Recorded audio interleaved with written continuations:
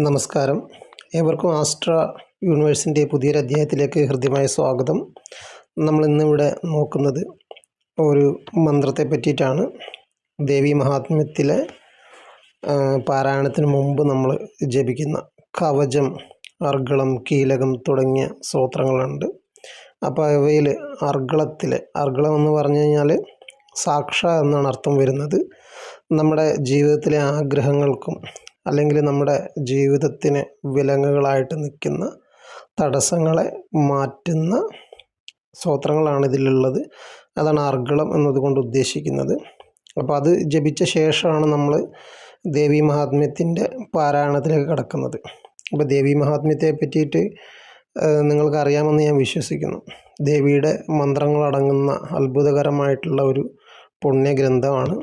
അത് നമ്മുടെ ഗ്രഹത്തിൽ സൂക്ഷിക്കുന്നത് തന്നെ വളരെയധികം ഐശ്വര്യം നമ്മുടെ ഗ്രഹത്തിലേക്ക് വരുന്നതിനും അതുപോലെ തന്നെ നെഗറ്റീവായിട്ടുള്ള എനർജികൾ, ബാധാദോഷങ്ങൾ, നമുക്ക് ദോഷകരമായിട്ടുള്ള ദൃഷ്ടിദോഷങ്ങൾ ഇവയൊക്കെ പരിഹരിക്കാൻ വേണ്ടിയിട്ട് നമുക്ക് ഉത്തമമായിട്ടുള്ള ഒരു കാര്യമാണ് ഈ ദേവി മഹാത്മ്യം നമ്മുടെ ഗ്രഹത്തിൽ ചുവന്ന പട്ടിൽ പൊതിഞ്ഞ് നമ്മൾ വിളക്ക് കത്തിക്കുന്നിടത്ത് സൂക്ഷിക്കുക എന്നുള്ളത്.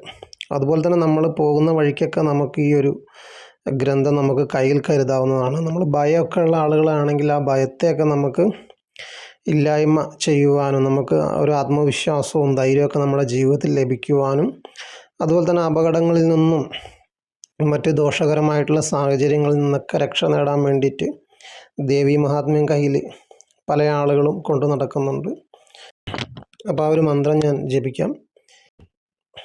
ദേഹി സൗഭാഗ്യം ആരോഗ്യം, ദേഹി ദേവി പരം സുഖം, രൂപം ദേഹി ജയം ദേഹി, യശോ ദേഹി ദിശോ ജഹി. അപ്പോൾ ഇതാണ് ഈ ഒരു മന്ത്രം.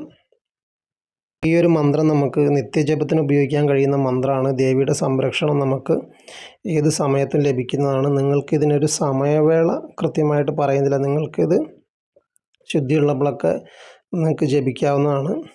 അപ്പം അതൊക്കെ നമ്മുടെ മനസ്സിൻ്റെ ശുദ്ധിയാണ് കേട്ടോ ഞാൻ ഉദ്ദേശിച്ചത്. അപ്പം നമുക്ക് ഇതൊരു 7 തവണ എങ്കിലും 7 തവണയിൽ കുറയാതെ നിങ്ങൾക്ക് ജപിക്കാവുന്നതാണ്. 7, 9, അതുപോലെ തന്നെ 21, 36 അങ്ങനെ ഇതിൻ്റെ ജപസംഖ്യ നിങ്ങൾക്ക് ആവശ്യമെങ്കിൽ നിങ്ങൾക്ക് കൂട്ടാവുന്നതാണ്. 7 തവണ ജപിച്ചാൽ നിങ്ങൾക്ക് ഈ ദേവിയുടെ അനുഗ്രഹം ലഭിക്കുന്നതായിരിക്കും. നമുക്ക് ഉറങ്ങാൻ പോകുന്ന സമയത്ത് ജപിക്കാൻ കഴിയുന്ന മന്ത്രമാണിത്. അതുപോലെ തന്നെ ഉണരുന്ന സമയത്തും അതുപോലെ തന്നെ നമുക്ക് വളരെ കൃത്യമായിട്ട് ചിട്ടയോടുകൂടി നമുക്ക് ചെയ്യണമെന്നുണ്ടെങ്കിൽ നമുക്ക് വൈകുന്നേരം ദീപം തെളിക്കുന്ന സമയത്ത് കൃത്യമായിട്ടൊരു 7 തവണ വീതം ജപിച്ചാലും നിങ്ങൾക്കിതിൻ്റെ പൂർണ്ണമായിട്ടുള്ള ഫലം ലഭിക്കുന്നതായിരിക്കും. അപ്പോൾ അവർക്ക് ഈ ഒരു മന്ത്രത്തെ പറ്റിയിട്ട് മനസ്സിലായെന്ന് വിശ്വസിക്കുന്നു. നമുക്ക്